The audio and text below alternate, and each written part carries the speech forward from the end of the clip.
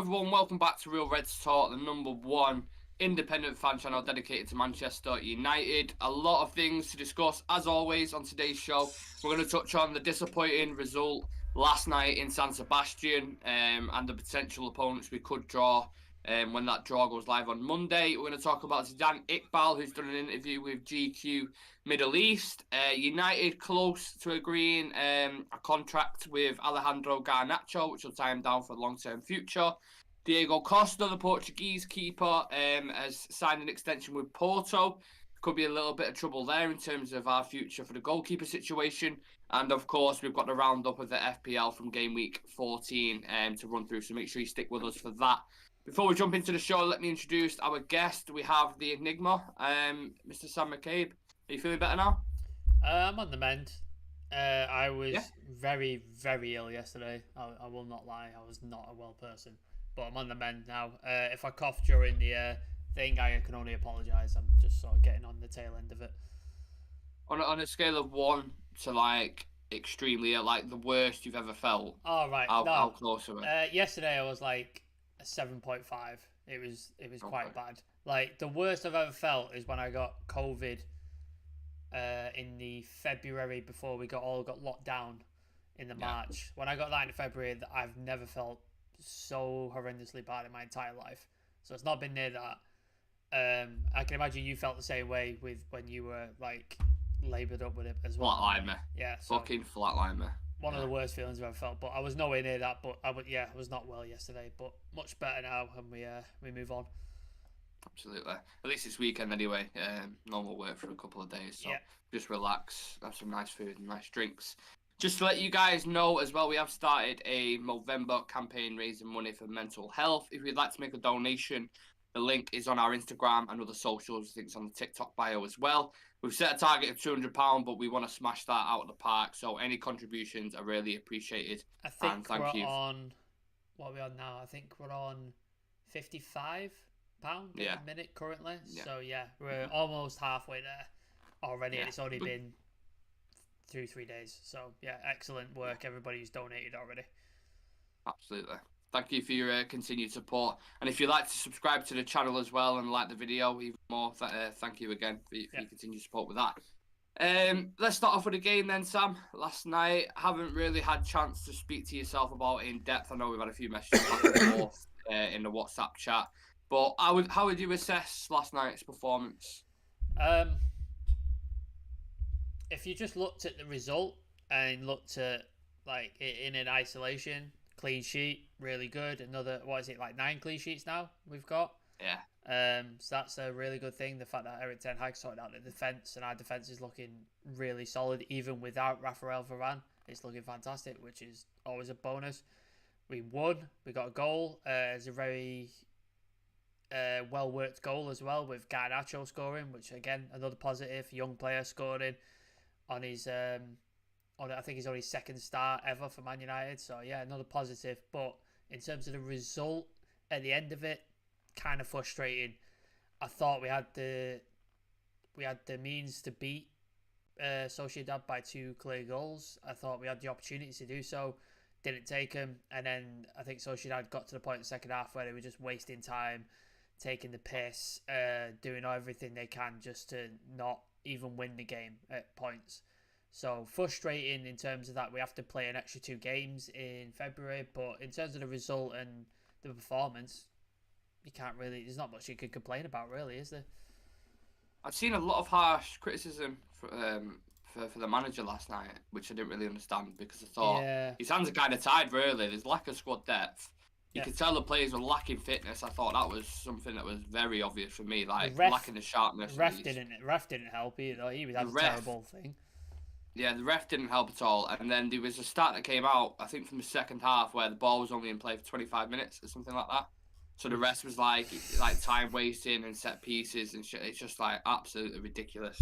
Obviously, Sociedad did what they had to do to kind of get the win. But I felt like Ten Hag's... They didn't even win. Maybe Sociedad didn't even win. Oh yeah, They played to lose 1-0, which is absolutely ridiculous in a football game. And they was doing the fucking Poznan at the end. I don't know if you saw that. Were they really? Lost the game 1-0. I didn't see that. Yeah. Jesus Christ. Yeah. in terms of the performance, I felt there was lack of execution in the passing as well. When you looked at how crisp Sociedad were on the ball and how good they were in the press, I felt like we was the opposite to that. But yeah, the performance just kind of hinged by lack of fitness. I think that was a lot to do with it, and lack of squad depth. And sticking with the squad depth, a player who obviously got first start since Young Boys, was it last year or something? Is it that Donny long? van der Beek got his chance. Yeah, that's how long it's been. Maybe that's in European competitions. I'm not entirely sure about the specifics, but yeah, Donny van der Beek got his chance last night. I thought it was a little underwhelming. I don't know what you thought. Yeah, I thought he had a good cameo when he came on against was it West Ham? He came on. Potentially, I don't know. Can't remember. When he One of the games. he had a cameo basically, and yeah, I thought he was decent. It's a good range of passing. Sheriff. One touch movement, all that stuff. So I thought he was decent, but yeah, it just didn't seem to happen for him yesterday. Sorry. I think it'll come with time. I think he deserves a run in the team. I think he deserves a few games, get his fitness back, his match sharpness, all that sort of stuff.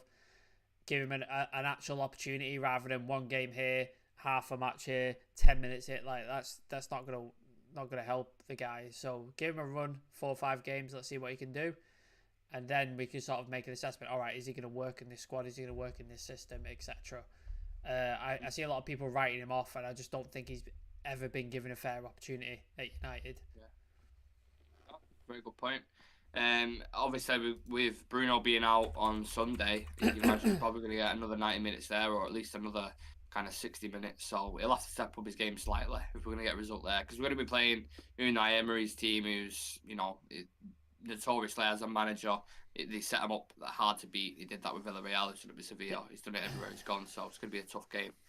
What did you make of the substitutions last night? Because there was, again, a lot of criticism on them, putting Maguire up top, which is obviously, he's a centre-back. He's not been in great form. You kind of like, why is he throwing up there? But you get the logic behind it, because I got the logic behind it, at least, because we had tired legs.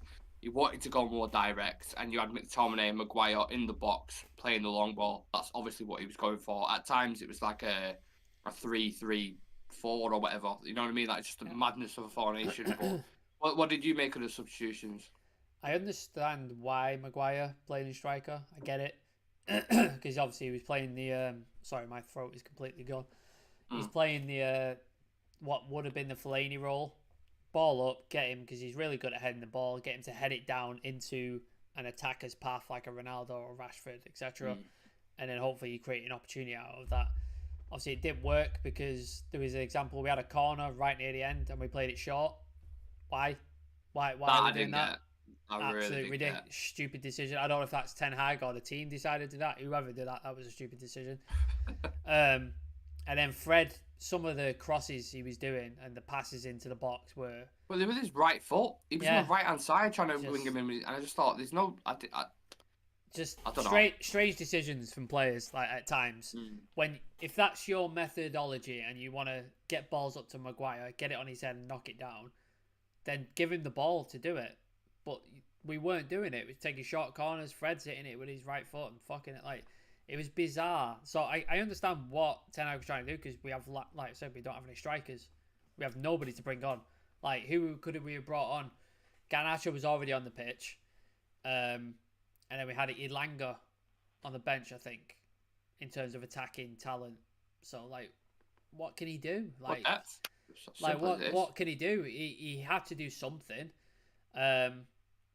I think once we made substitutions, like once Donny came off and once Garnacho came off, I think we lost our shape and lost our impetus. I think it killed any sort of momentum we had, which is really frustrating, obviously. I think that killed us, and that made it even harder for us to score that second goal that we desperately needed, because I think David De Gea didn't make a save for like 60, 70 minutes, did he really?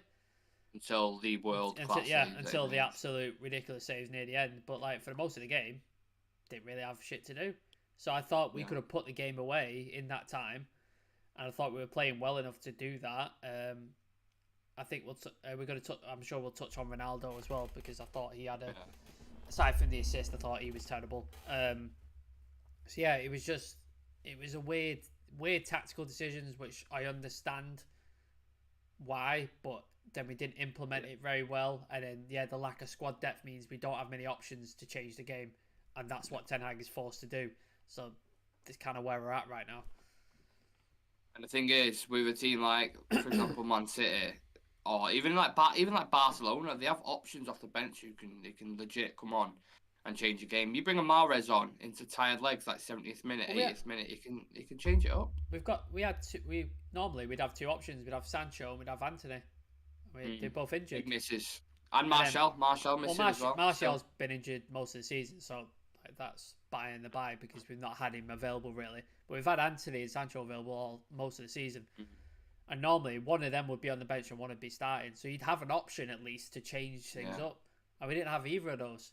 So like, literally it was Elanga and then Maguire, Fred, McTominay, Zidane Iqbal, and Palestra, I think, was one of them. Palestra. He doesn't seem to fancy but Palestra. after his agent's comments, I don't see him getting any game time. Maybe that's why. Maybe that's why he's not. But my point with Ten Hag, like people are moaning and stuff, is his kind of hand was drawn because Anthony wasn't available, so he kind of had to play either Bruno Fernandes, put Donny in the 10, or play Elanga there, and he obviously trusts Bruno more. But I do not like Bruno Fernandes on the wing. No, it doesn't work. I think any time he's been put out there, it does not work at all. And I think the only reason why I did that instead of putting Donny there is because of the legs, because Bruno covers a lot of distance, so he tracks back with his man. Bruno said in the interview, didn't he, after the game, he was like, "It's not my favourite position. I'm not good at playing there, but I will play where the manager tells me to play." And if you're going to be put there, at least put a good delivery into the box. I didn't see any of that yesterday when you've got Ronaldo up there who, we can touch on him very quickly. I've always had hope. I know you've been persistent on the point of he's done, he's not coming back. You obviously have hope. You cling to this hope because of the nostalgia, because of the love surrounding Cristiano Ronaldo, but I feel like he's regressing every game. He's getting worse. Like last night, it was like I said, I weren't as focused because I was watching it with Adam and the thing there, but the moments he did have, I just felt, apart from the assist for Garnacho, I thought he was poor, man. Really poor. Every time he gets the ball, our attack stops dead.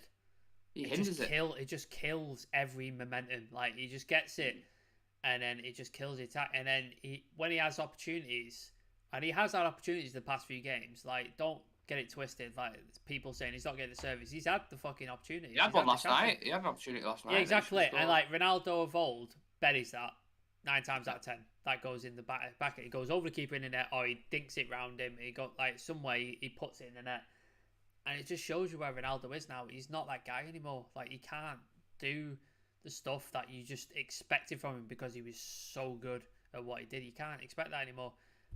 But now we're forced to play him because we don't have anybody else. We have nobody. Martial injured. Don't know when he's coming back. Don't know if he's coming back. He's in training apparently, but. Don't know. Don't know what's happening.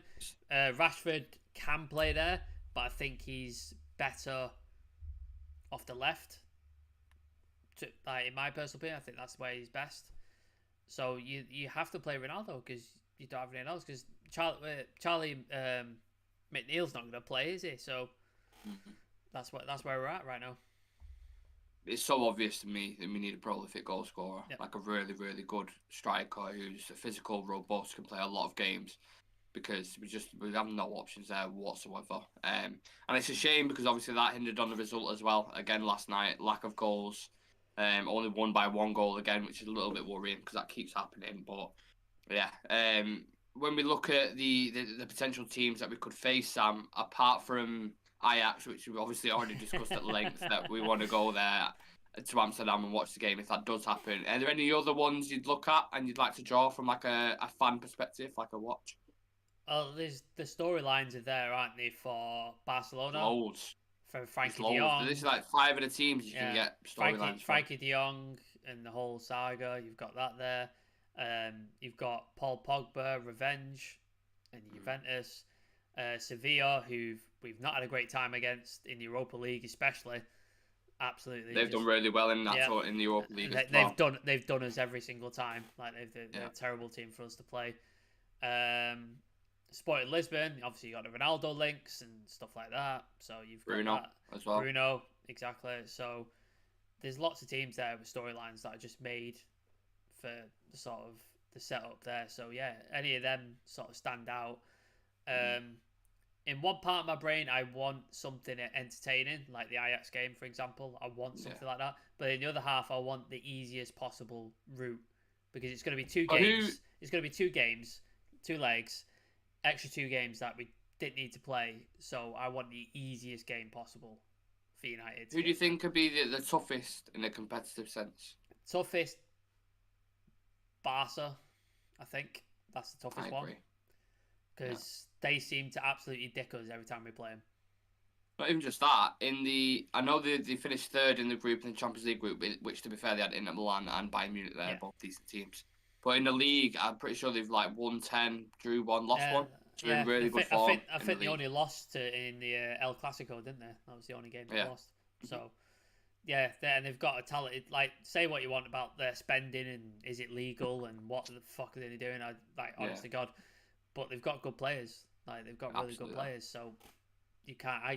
When you got Lewandowski in your team, you can't doubt that team. So that's the most. I think that'd be the most difficult one. The most easiest would probably be like Dinamo Zagreb.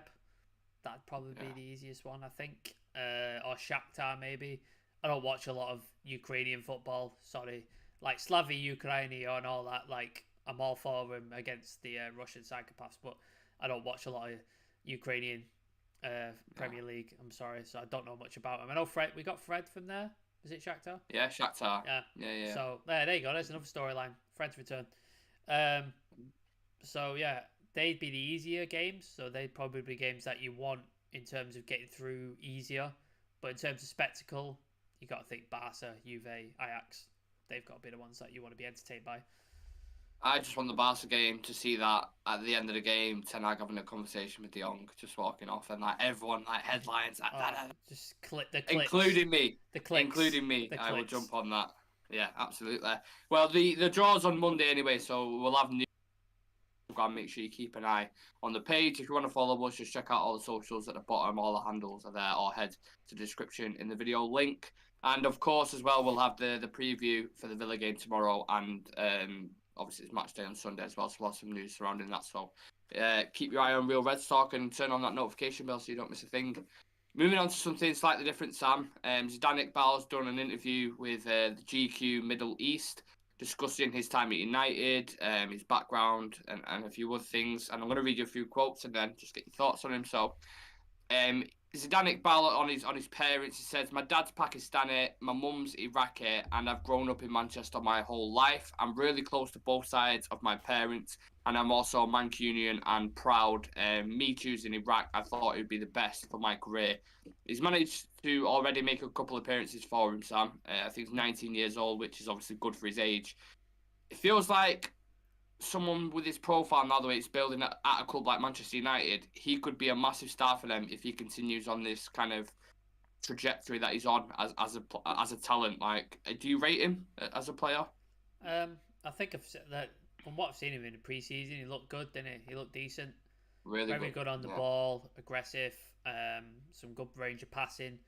From what I've seen, yeah, he looks like a good kid. Like, he looks decent. I know a lot of guys, especially in Manchester, because we've got a massive sort of Pakistani community in Manchester. I know a lot of people are finding like, oh, we've got representation, like we've got somebody like us. Yeah. Because I know there's not a lot of East Asian people in football. I know it's quite a sort of small minority of like players who make it to like a big team. So I'm sure for people like that, it's like really sort of nice to see, and I bet it's a great thing to see. And then also he connects with the city of Manchester, like he calls himself Mancunian, which is fantastic. As you always want to see a Manc lad in the team, which is great. You've got Marcus Rashford, obviously from Wythenshawe, so like another local lad in the team would be fantastic. I think obviously international football is a much lower level, and especially when you get to teams like, no offense to Iraq and stuff like that. Yeah, they're not world beaters, are they? Not massive teams. So if you're even slightly good at an academy like Manchester United, you're probably going to get a look in. And if it means I don't think they qualify for the World Cup, have they? They're not playing in the World Cup. And no, I know Iran, I think, is in our Iran, but group, he but I might don't be know if banned. Iraq have or Iran not. might be getting banned though, mightn't it? Because of Oh, are they? yeah, I because of don't. the protests that are going on and stuff like that. So there's like an international thing to try and get Ah, him right, kicked okay. out of the World Cup. But I don't know what's happening. But anyway, Yeah, yeah. so yeah, I know they're not in the World Cup. But yeah, if he gets some international games under his belt, it only benefits United. Like it's only a sort of thing for United. So I hope long may it continue. I'd like to see him get some games for United as well. I'd like to see him play some minutes for us because he hasn't played in the season yet. I don't think. I don't think he's came on at any point yet. So it would be nice to see him at some point in the season. Yeah. I instantly think of these kind of countries who aren't, associated with being really good at football and having like these massive teams. But like a Aubameyang at Gabon, for example, like the star player, like he kind of brings more eyeballs to that kind of team. Yeah. And I feel like if he continues with his development and continues to play the way he does, like he even said in this interview as well, his idol at the minute is Frenkie de Jong. That's how he wants to be, that kind of press resistant ball carrier, midfielder. So yeah, he's looking good. And there's a couple more quotes I'm going to touch on. So he was talking about his time at United, how it's been so far, and learning from these new players that have come in. He said, I'm learning every day, not just from the players, but from the staff, the sports scientists, and the nutritionist. I'm not just learning from one single player, watching people like Casemiro, Ericsson, Bruno Fernandes. I learned a lot from them about how they play. I'm blessed to be surrounded by so many top level athletes. We do mini games and everyone's taking it seriously. It lifts the standards a lot. Lisandro Martinez takes every training session like it's his last, and I'm Shock. learning things. Shock. Yeah, Absolute shock. yeah. I bet he's just crunching people Oh, in imagine if in the he's not training session. if he's not on your team, you'd just be fucking like Fuck that. hating Yeah. every game if he's not on your team. Jesus Christ. Vibes. And it says, yeah, I'm learning things like giving it 100% every single day with the right mentality and attitude. I remember Gary Neville on a podcast mentioning how important it was when the class of 92 was coming through that they had these kind of leaders like Peter Schmeichel and even the likes of like Steve Bruce, Cantona, these kind of guys, and having senior players setting the standards every single day in training because they wouldn't become the players without that. Do you feel like now Ten Hag's kind of developing in that better culture, better environment for these youngsters coming through? Because obviously under Ole or under Ragnick, because he was an interim, it was kind of stale, wasn't it? If you would bring in a youth player into that setup, the environment just wasn't right at all. Well, you saw what happened with Elanga, didn't you?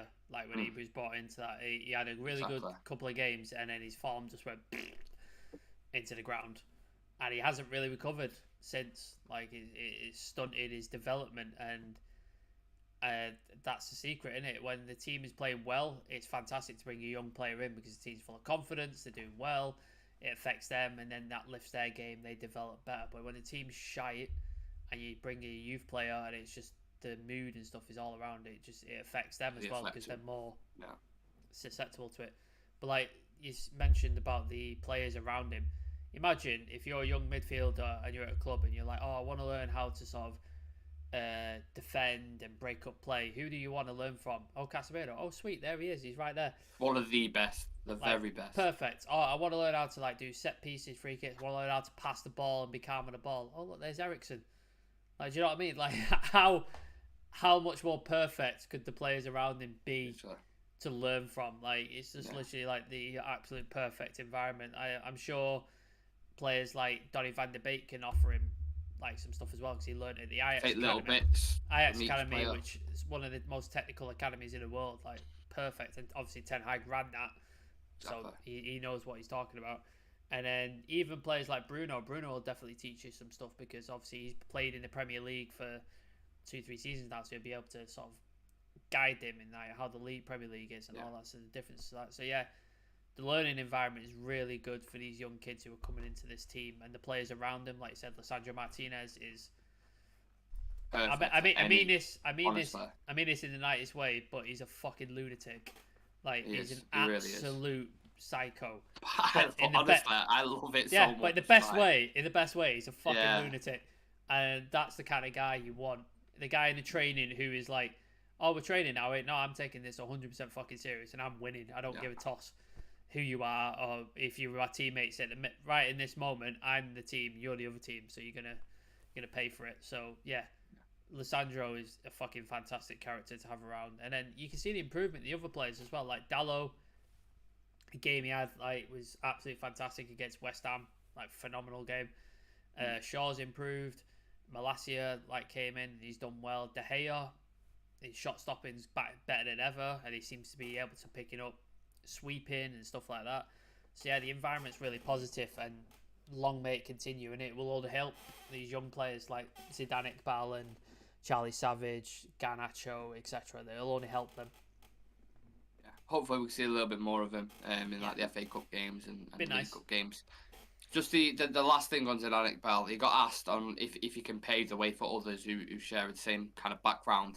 He said, I hope I can. However, I do know that I'm still young and still on my journey. All I can do is work hard, and if I'm inspiring people along the way, then that's great. I touched on it a little bit before. In certain sports, you have these kind of trailblazers, and to have the first British-born South Asian to play for the club, and I think he's the first ever British South Asian to play in the Champions League as well, because he got some minutes against Young Boys last year with the likes of Donny and Lingard and all these kind of guys. And it's one for the history books, and that's something he can be proud of, because obviously football becomes more diverse, more inclusive sport when things like this are achieved. So very positive message that he's spreading out there, and I love stuff like that, because he's setting the standard and he's setting the tone for other people. You always want, as because Manchester United's our local team. I know a lot of people around the world support Man United, which is great. But Man United's our local team. It's the closest ground to where we grew up and where we live. City's further away, Salford's ground's further away. So United is our local team. That's the closest ground to us. So it's always nice to see a Mancunian in the team, like Marcus Rashford. Yeah. And then you've got Zidane Iqbal, who's Mancunian as well. But then that sort of extends around the world, like you said. He's of Pakistani and Iraqi descent, so you've got that representation who will be living in Manchester, who'll be living in England, and they've got different communities and stuff like that. I know you've got the... I didn't understand. Oh, Google's going off. What's the guy who plays for Leicester? Chowdhury. Yeah, I know he's another good sort of guy to who's got the representation as well. So yeah, long way to continue, and I know we're not getting political, but football's for everybody. Doesn't matter, gay, straight, black, white, from whatever country. Football is for everybody. It's the sport. This is the reason why there's a World Cup, because everybody gets to play. Everybody gets to play, and that's the way it should be. And long may it continue, especially if you're good enough. That's all that matters. Are you good enough? Yeah. That should be the end of the debate. Are they good enough? Yeah, sweet. They get to play. Exactly. Whether you're Portuguese, Argentinian. Speaking of Portuguese and Argentinian players, I want to talk about a little bit of transfer news and contract news, Sam. So we'll start with Diego Costa. As the game was going on last night, there was a tweet from Fabrizio Romano, a certain keeper has extended his contract until 2027, and his release clause is now 75 million euros, which seems a very smart move from Porto. They obviously had an inkling that United were kind of sniffing around the player, scouting him heavily, which has prompted them to kind of, offer him this extension. How do we approach this situation now with that release clause? Because it is big, isn't it? They saw the vultures circling, didn't they? Porto, they saw, oh shit, this guy's about to get picked away for a very cheap price, and I think they probably learned something from Benfica, because Benfica are notorious for getting the money for their players, aren't they? So Nunes. Yeah, exactly. Okay, so I think there was a joke, wasn't it? I don't know if it was a joke or it was real. I think it turned out to be real, that Liverpool made a bid. I think it was 60 million. And then they were drinking champagne or something, and then the CEO was like, "Oh, just stick another 20 million on it," and he was taking the piss. And then Liverpool went, "Yeah, here you go," and gave it to him, which is insane. So I think Porto have realised there's a lot of talent coming out of the Portuguese league currently. There's been quite a few players coming out. So I think Porto have got smart to this and realised, right, if we're going to have to let this guy go, we want good money for it. We can't let him go for 30, 40 million. We want good money for him. So obviously, sign a new deal. Everybody wins at this point. If you sign a new deal, we get a pay bump, and then if somebody does come in with a bid, we'll then allow you to leave, but then we get the money for you. So then everybody's a winner at that point. So I think it's very smart of Porto, but I think it probably signals the end of our interest in him, because I don't see the Glazers spending 70 odd million on a goalkeeper when we've got David De Gea still in the team, who's on 375 a week. Yeah. So I think Kepa is the most expensive I think keeper, so. 70 mil. Yeah. So I don't see it happening personally with the Glazers in charge. I think he's a really good keeper, and I think he's just what we need, but don't see us spending that amount of money, I'm afraid. It's a shame. Price tag's been put up to that. I suppose we'll hear more about that when we come back from the World Cup or during the World Cup. I'm sure there'll be a lot of transfer news and stuff. You know what these journalists are like. Some even better news. Not even better, sorry. More positive news, I would suggest, rather than a little bit of negativity we was discussing there. Garnacho, Sam, United are in talks to sign Garnacho on a long contract and tie the young star down. It's looking very positive. A lot of good things coming out of it. Looking like we're going to be able to do that. Is this the right decision? I'm sure I know the answer to that. And how high is his ceiling, do you think? Yeah, good decision. I don't know how long he's got left on his current deal. I don't think it says in the article, does it? Like how long he's got left. If he's got a bit of time to run on it, I would not be so caught up to get him signed immediately, because I think with his attitude issues that Bruno obviously referred to in his post-match interview, if he's got a history of that, you don't want to hand him a massive wedge of a contract and then he just drops all tools and goes, oh, I've made it, and the same thing. I think you have to earn. I think Ten Hag mentioned it. People have to earn their contracts. You play well, you do well, you help us win or perform consistently week in, week out, then you get your contract. I think that's what Garnacho needs to do. He needs to perform week in, week out when he gets his opportunities. Keep his head down, keep the right attitude, don't be turning up late for buses and training and whatever else he did. Keep your head down and do that, and then earn your contract. And then if he does that and he does well, scores a few goals, plays well, has the right attitude behind the scenes, then give him the contract. I'm all fine with that, but I don't believe in just handing out contracts to players because we're afraid we might lose them. Sorry, go on. We've lost fantastic players before, and we will lose fantastic players. So we always recover. So let's not worry about losing players. Let's make them earn their contract and make them earn their way into this Manchester United team. What did you make of the comments made from Bruno about that again? Because Ten Hag got asked about it in the press conference, saying, why has he only just started to be given time? This was before the Sociedad game.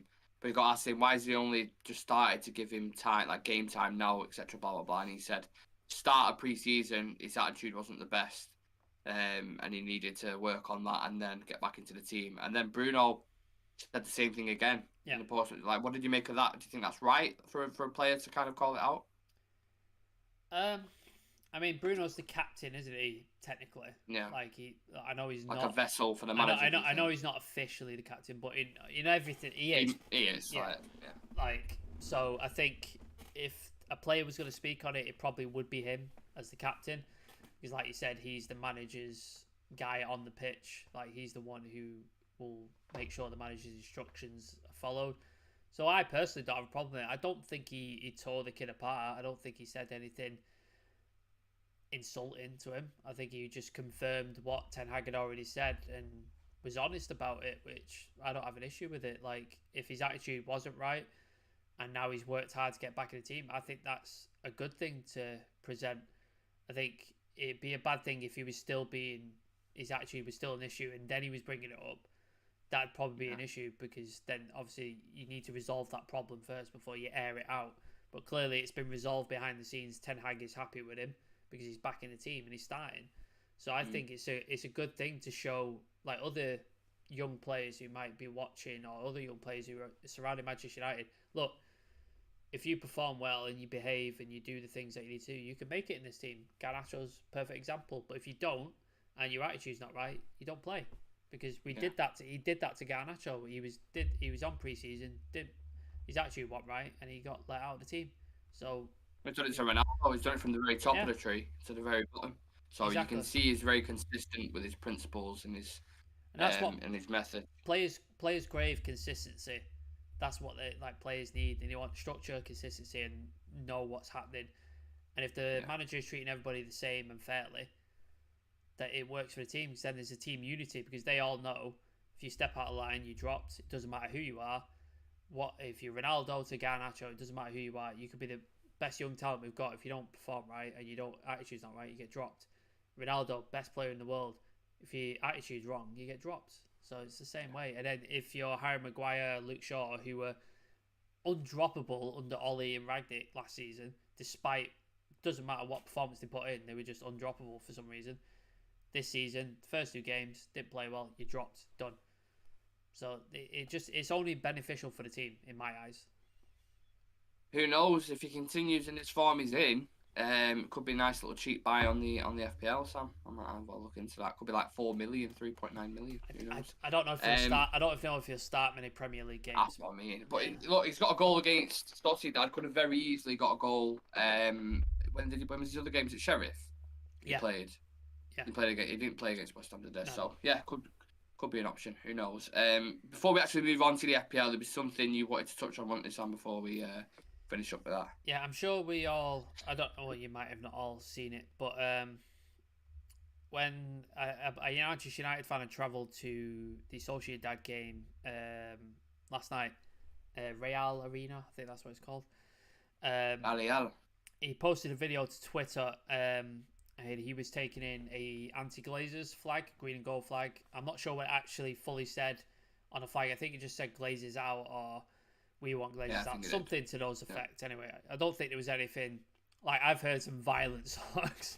Yeah, being chanted like by Glazers are fucking hang the Glazers like... and stuff like that. Yeah. So it was nothing like that. It was just like a Glazers out sign, which peaceful protest is legal and allowed in most countries, especially like European countries.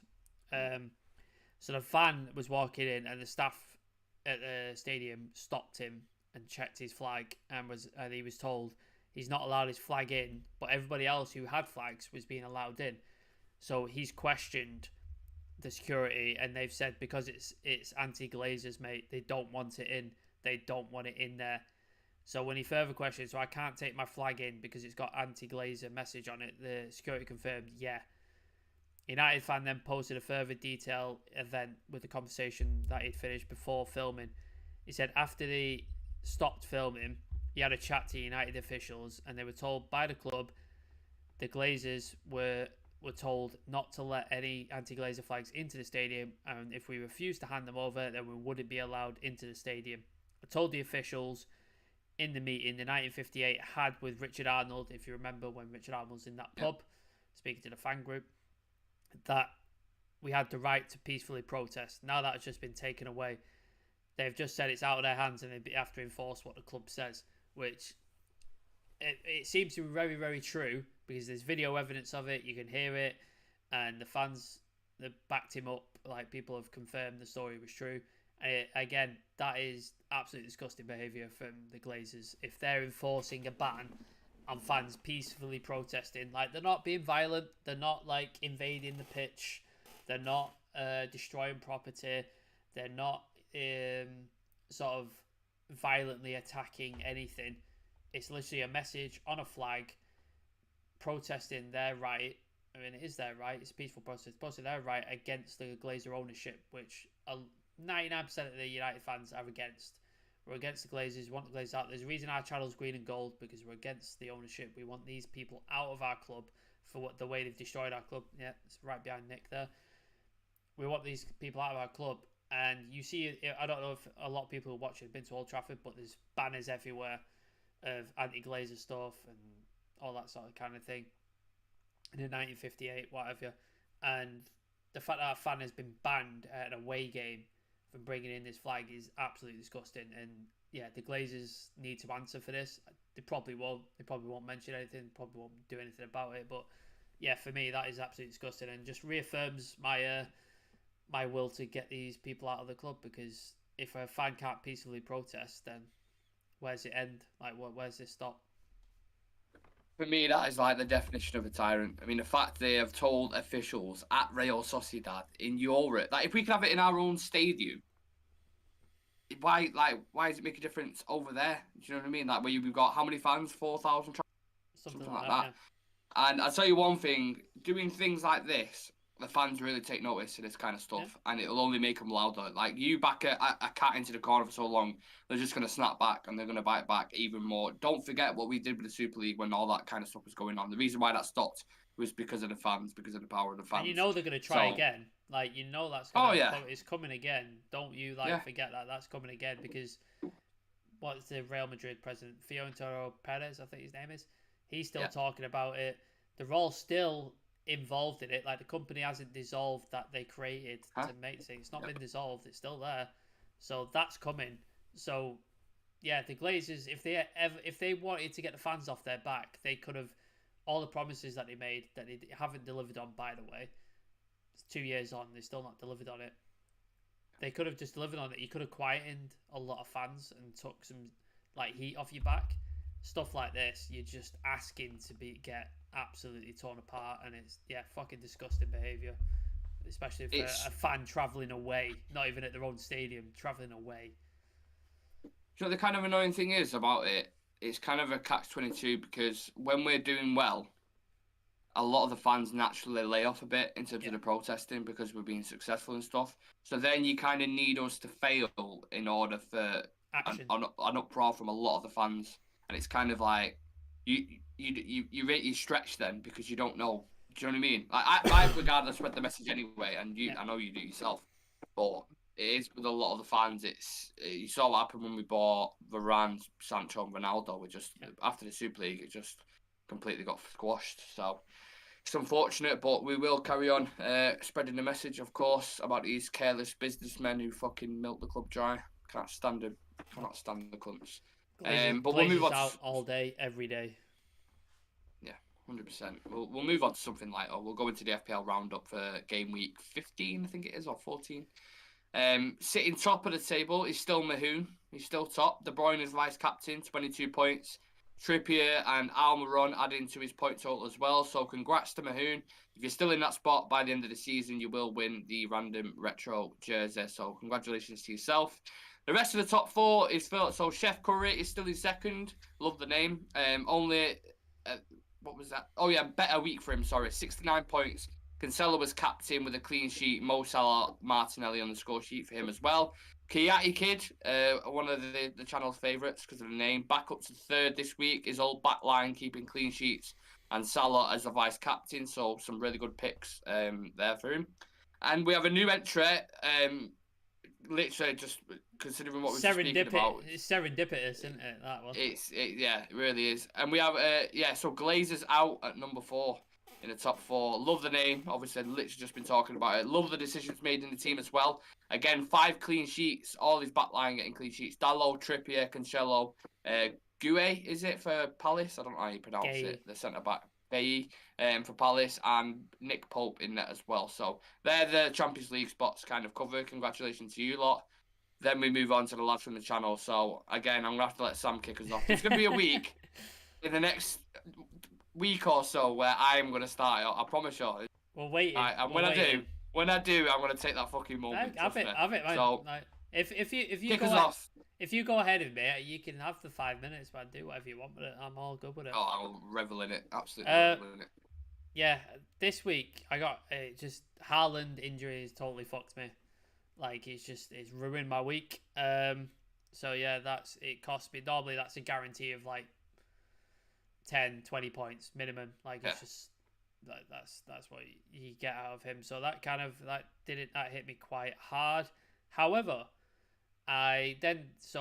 he's normally my captain, so I decided to captain Lisandro Martinez, and obviously we kept a clean sheet. Nice big lot of points there for me. Very good choice. Odegaard, I believe, scored and got an assist in Arsenal thrashing. Who did they thrash? Forest, I think. Forest, yeah. So got some nice points from him. Ericsson again with the assist for your Man United. So there was another sort of couple of points. The absolute dime assist as well. Dime piece of a cross, absolutely amazing. Perfect. Saliba with a clean sheet. Cancelo clean sheet. So yeah, some good points there. Trippier as well played really well for Newcastle, so he got me some points. Racking up points him, innit? bringing in so Doing many really well. points. But then my front line just had an absolute shite. Kane, 1 point, no goals. Mitrovic, 1 point, no goals. And then Haaland injured. So my front line absolutely cost me points this week. But I am in 19th position, I believe. And then Nick is in 33rd. And he is, how many points? 779. Yeah, so you're 18 points away. So yeah, go ahead. Go ahead with your team, Nick.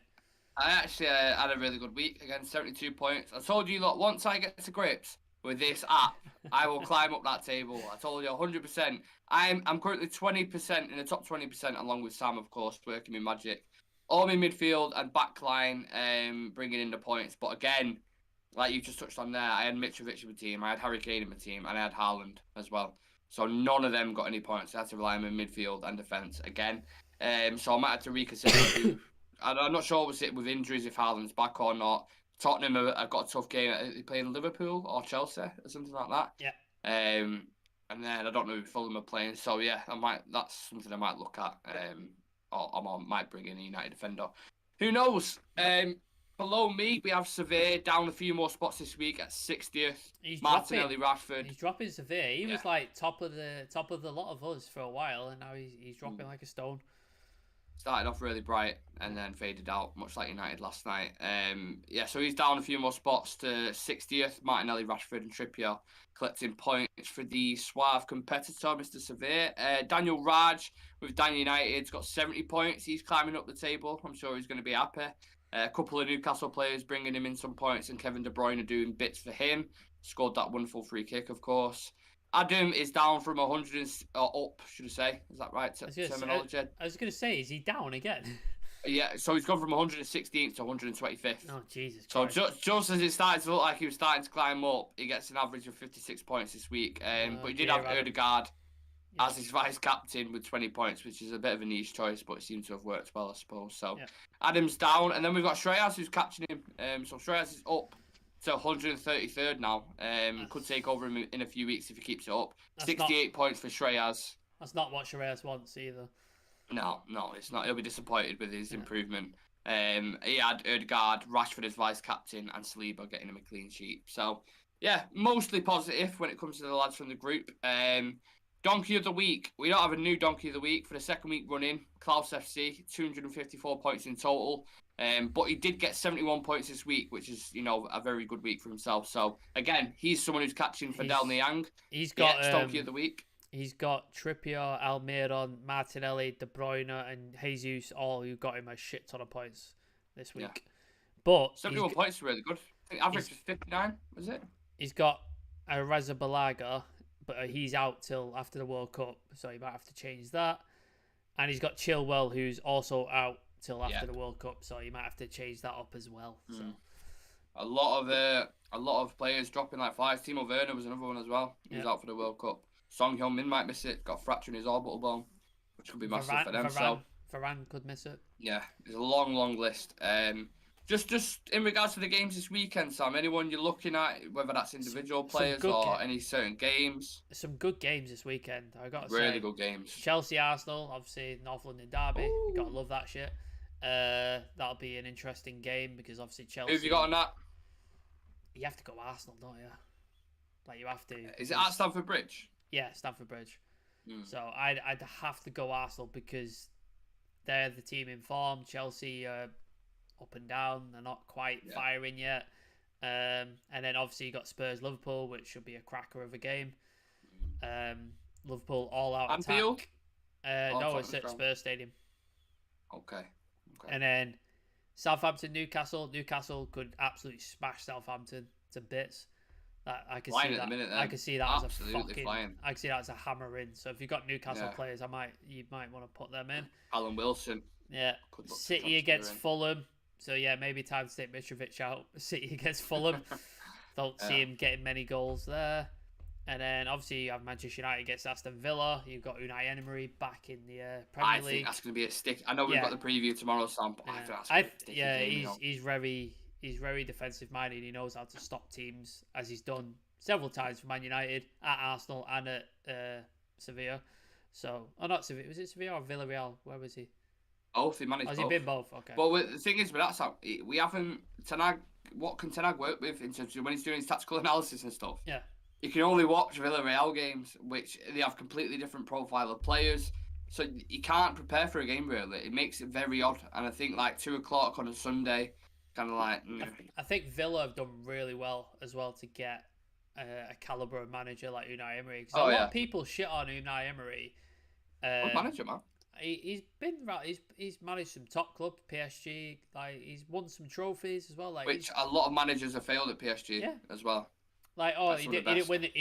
People say, he didn't win the Champions League with PSG. Nobody has. Nobody fucking do it. So like, Tuchel, none of them. Yeah. So like he's disrespecting manager. So I think you should put some respect on Unai Emery's name. I think Villa fans, just be glad that Steven Gerrard isn't managing your team anymore. Thank God that guy's fucked off for good. So I don't want to. If he can never come back to the Premier, actually, fire Klopp right now and bring Gerrard in. That'd be fucking fantastic.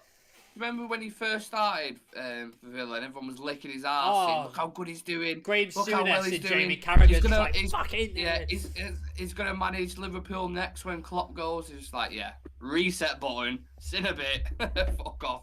Back to the SPL. Villa fans were fucking chanting to get out of our club at the end of a game. Like, that is not a good sign. So, I'm glad Steven Gerrard's gone. So that's good news. Let's have a look at these other games. Who else have we got? Yeah, the other games look like the other ways could look like they go either way. So you got Leeds, Bournemouth. God knows what happened there because Leeds beat Liverpool, but then they've been shit for the rest of the season. Bournemouth were shit right at the beginning of the season, but then they seem to have found some form, but then they lost a couple of games. So that could be. If you're going to put an accumulator on this weekend, it's going to be a tough. Tricky. Tell you. Wolves, Brighton. That's got a draw written all over it. Probably. Everton, Leicester. Everton could beat Leicester. I could see Everton beating Leicester. Leicester's starting to get into good form now, though. In comparison to the start. Everton are playing decent. Yeah. Calvert-Lewin's back as well, so that could do well. And then West Ham, Crystal Palace, a draw written all. I think that's a draw. Yeah. Sorry, Arthur, if you're watching. I know you might be watching, but sorry, mate. Yeah. I think that's everything. The FPL completely rounded up. I'm looking forward to this weekend's games. As I said, should we go through it? Let's go through the games. We'll do picks. Let's do some picks and some goal scorers. Go on. So what are you thinking for Leeds Bournemouth? Who's at home? Leeds. Ooh. We hate Leeds. Yeah, I do hate Leeds, but I think Leeds will win that. What are you saying? Score? 2-1. They look good, in fairness, against Liverpool. I thought they had a very energetic, got a lot of athletic players. Lost their best finish players, from Summersby, is it? Yeah, he's good. Yeah. A very good player. And Rodrigo as well as another player who I like for them. Yeah. Well, I'd say 2-1. Yeah, I'd agree with that. City, Fulham. City at home. I can't look past City, can you? Really, to be honest. I don't think it'd be a smashing. I'd say 3-0. But 2-3-0, something like that. I'll go 2-0 City. And then Forest Brentford. I mean, God knows for that one. Terrible form. They got that good win over Liverpool, but then got smashed by Arsenal 5-0. Yeah. So Forest Brentford, I'll go 2-1 Brentford. I'll go 1-1. I think it's going to be a boring draw. Wolves Brighton. Wolves at home. I think Brighton beat him comfortably 2-0. I can see Brighton winning, but I think it's going to be a little sort of stodgy game, so I think 2-1. But I think Brighton beat him. And then Everton, Leicester. Everton at home. Goodison Park is a bit of a fortress, but Leicester in good form as well. I'll go a draw, 2-2. I'll go Everton 1-0 win. We'll skip. Sorry, Alex. We'll skip Villa, Man United because we'll do the preview tomorrow. Yeah. Chelsea, Arsenal. That's a tough one. Chelsea at home, Stamford Bridge. It's a hard one to predict that. I think it'll be a draw. I think Chelsea will get a draw at Stamford. It is a tough place to go, as we know. Arsenal play Thursday night, so I'll go with a draw. What's the goal? What score? There's normally goals in that game, isn't there? Yeah, but I'll go with a 1-1. I'll go 2-2. Southampton, Newcastle. I'm saying Newcastle smash them 4-0. 4-0. Yeah. I'll say 3-1. 3-1. Newcastle. Crystal Palace, West Ham. I'm saying 0-0. Both very similar. 0-0. I think 0-0. I don't think teams. anybody scores. I'll go 1-1. And then Spurs, Liverpool. Interesting. That's the hardest one to predict. Yeah, because Liverpool are shit in the league, but they're really good in the Champions League. And then Spurs just stop people scoring completely. So it's tricky. It's very, very tricky. I watched Spurs against Marseille in the Champions League. I don't know if you saw that game, but the first half, Spurs were so bad. Yeah. Like, Marseille were pressing the life out of them. They couldn't have more than 2 seconds on the ball. And Son's out as well, and I don't forget. Well, look what we did to him. We absolutely dominated him. Yeah. We absolutely... So, I think Liverpool get the job done. But I think they'll win 2-1. I see a shock win. I think Spurs win 1-0. I think it's a shock defeat. Yeah. So, yeah, that is our prediction. Either way, there's a lot of great games in there. I know we've got to come back and... Yeah, Sunday's a good day. So you got United, and you got Spurs, Liverpool, and you got Chelsea, Arsenal on Sunday. So yeah, stay in, watch football on Sunday. 100%. And this is the start to the weekend. We've started it off with a nice show, lots of mixed up content. FPL review, talked about Iqbal, Garnacho, many other things. So yeah, that is the end of the show, guys. Don't forget, tomorrow we have the Aston Villa preview with the lads. Don't miss that one, and it's match day on Sunday against the new manager Unai Emery with Aston Villa. Don't forget to subscribe to the channel, smash a like on the video, and remember, we are doing the Movember to raise money for mental health charity. So if you'd like to donate, the link is in the Instagram bio. I've also put a QR code. Where is it? Okay. I put a QR code in the top right corner, just underneath my finger here. So if you're watching on a laptop or a tablet or something like that, and you got your phone with you, just get your camera out and just scan that. It will. Let me see if we'll just test it right now. Let's see if it works. Yeah. So if you get your camera out, and then I will just scan that right there. I'll be your sound guy. Boom. So I've scanned that. And then hopefully this comes up. So that should take you to our Real Red Start donate page right there. And you can just donate straight there. So you don't even have to type the link in. You don't have to click a link. You literally just scan it with your camera. And you'll get taken straight to the page. You can make a nice donation. Target's for £200. But we want to absolutely smash the fuck out of that. We're on 55 currently. So yeah, help us raise some money for Mind mental health charity in the UK. Absolutely. Thank you very much to everyone watching. Like I said, we'll see you in the next one tomorrow with the preview. Have a nice weekend, guys. Thank you for coming on, Sam. No worries. Peace. Peace.